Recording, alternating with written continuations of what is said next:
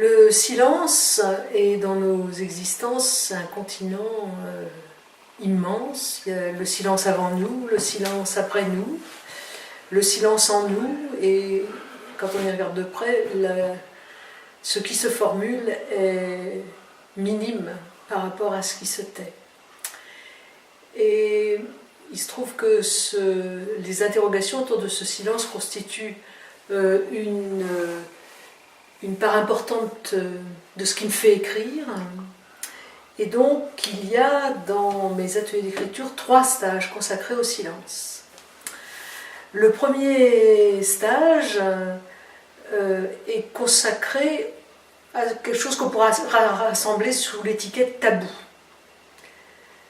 Il y a ce qui ne se dit pas dans les familles, il y a ce qui ne se dit pas dans la société, les mots interdits par la société, les mots transformés par la société, il y a ce qui ne se dit pas dans les institutions, il y a ce qui ne se dit pas au travail, tout ce qui est tu au nom de la pudeur, des conventions, de ce qui ne se fait pas, etc.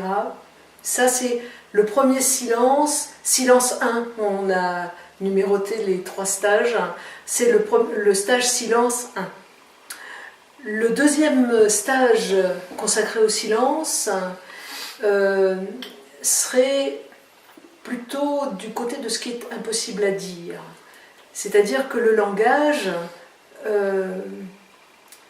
n'est pas fait pour exprimer ce qui est rangé sous les rubriques grossières de angoisse, difficulté d'exister, douleur, barbarie, violence, tout ce qui, dans la condition humaine, excède ou est ailleurs que dans les actes quotidiens, n'a pas sa place dans le langage.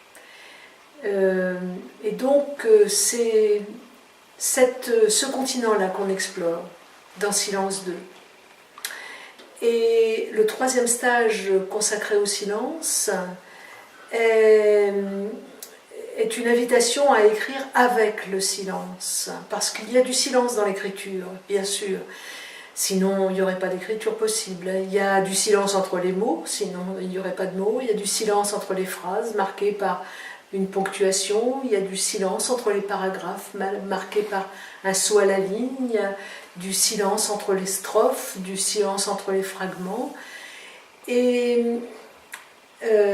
écrire avec le silence, c'est apprendre à la fois entendre, mais aussi jouer de ce qui se produit dans la mise en relation de 2 fragments de parole.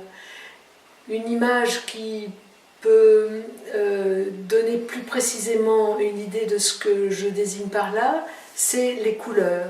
Tout le monde sait que quand on met un bleu à côté d'un orange, ça produit un effet que ni le bleu ni le orange ne produisent. Ou quand on met un vert à côté d'un rouge, etc. Et donc, quelque chose se passe là, dans le rassemblement de 2 fragments, qui n'a lieu ni dans un fragment ni dans l'autre, mais qui est propre à cet espace vacant entre le fragment 1 et le fragment 2.